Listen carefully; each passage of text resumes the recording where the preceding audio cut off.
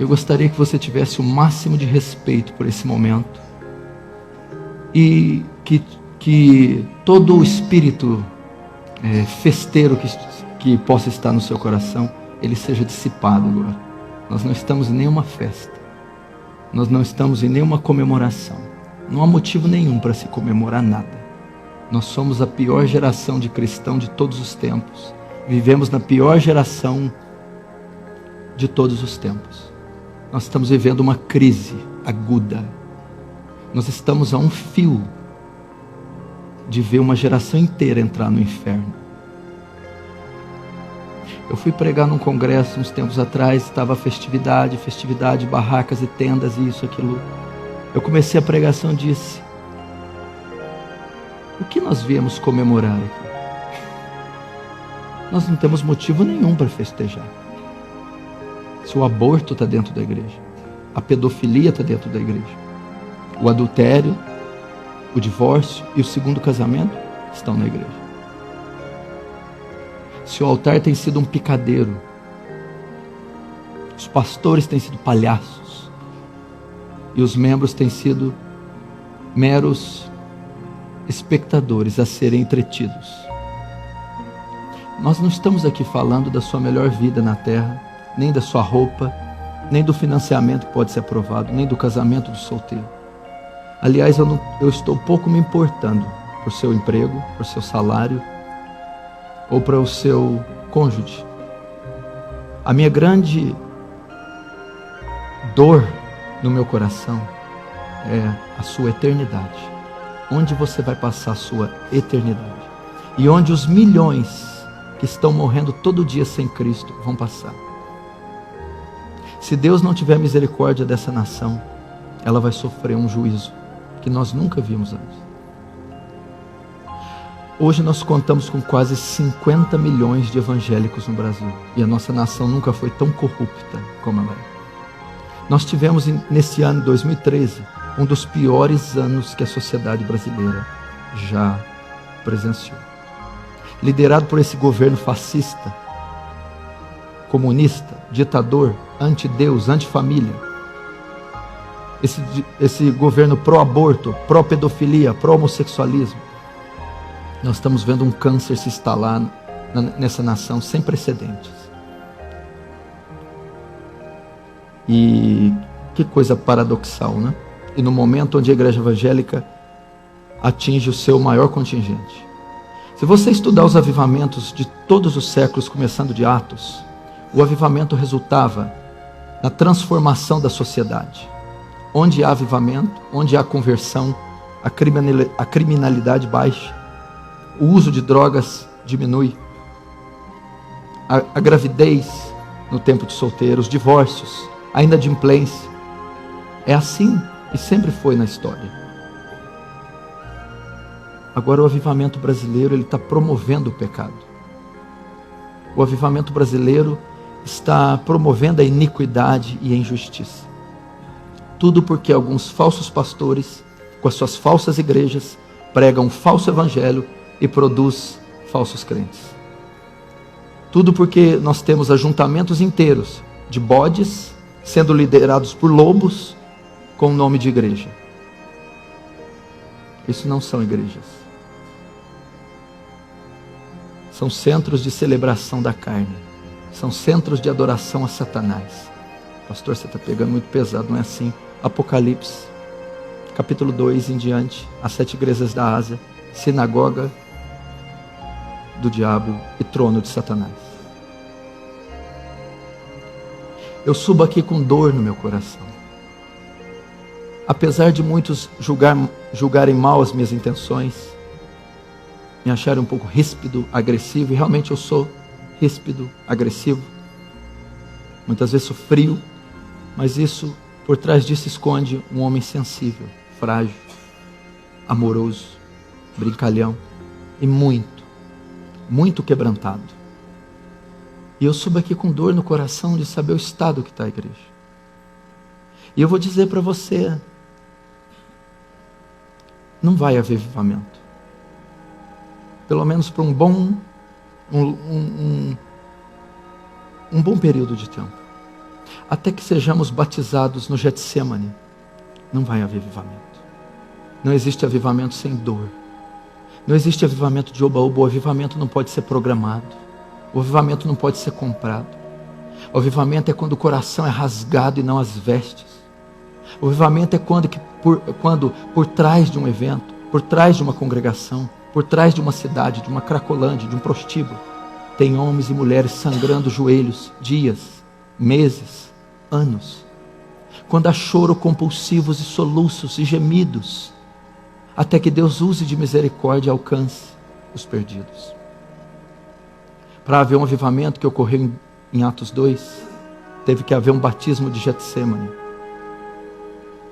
Teve que haver um homem agonizando até a morte. Ele disse: a minha alma está profundamente triste até a morte. É muito triste o que nós estamos assistindo, meu irmão. Nós não estamos assistindo um jogo de marketing, uma disputa de congregações, de placas denominacionais apenas. Não estamos assistindo esses palcos e esses pop e mega stars se apresentando apenas. Nós estamos vendo lobos devorarem rebanhos inteiros e mandá-los para o inferno.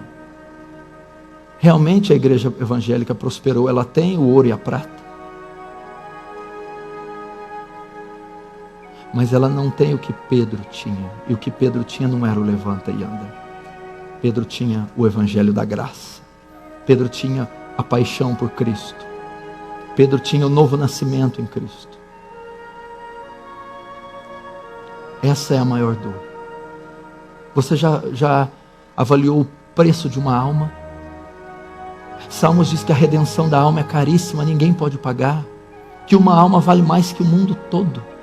E elas estão indo as multidões e as centenas e milhares ao inferno. E nós precisamos fazer algo.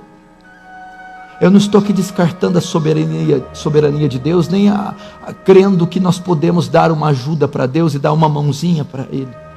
Mas foi-nos confiado uma lei, foi-nos confiado uma missão, foi-nos confiado um grande comissionamento, uma grande comissão, foi-nos confiado um santo evangelho, e ai de nós se não pregarmos o evangelho.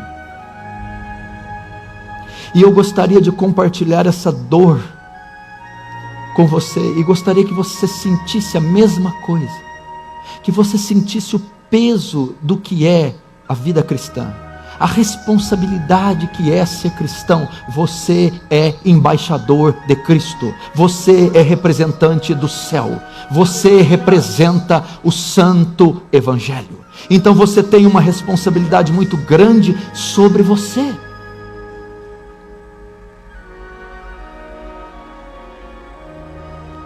São necessários mais do que conferências, são necessários mais do que livros, são necessários mais do que ajuntamentos e bandeiras hasteadas em nome de reforma, em nome de evangelho radical. Nós temos o movimento dos desigrejados que clama por isso, os revoltados. Odiar a teologia da prosperidade não te faz salvo. Odiar o falso evangelho não significa que você ama o verdadeiro. Muitas pessoas estão revoltadas com a teologia da prosperidade, estão revoltadas com o R.R. Soares, com o Edir Macedo, com o Silas Malafaia, com o Valdemiro Santiago, com os neopentecostais. Eles odeiam esses homens, mas eles também não amam a Cristo. Eles não têm uma vida transformada. O que justifica não é o ódio pelo errado, o que justifica é a fé em Cristo Jesus, mediante a regeneração operada pela graça. Pessoas se agarram no evangelho radical só porque não tem outra coisa para se agarrar, só porque querem revolta, querem baderna, desordem, querem ir às ruas, querem protestar. Não era assim com os zelotes, não era assim com os discípulos de João Batista, não era assim com o grande número que andava com Paulo. Depois, Demas me abandonou, amando o presente século.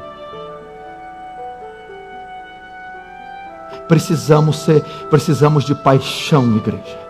Precisamos de nossas vísceras se comoverem. Precisamos conhecer o Deus homem de Nazaré. Precisamos amar a Deus com ardente amor e devoção.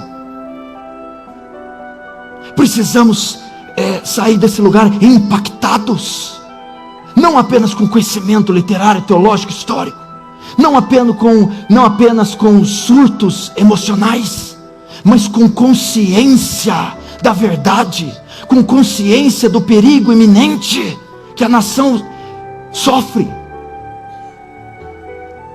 conscientes da responsabilidade que cada um essa noite tem.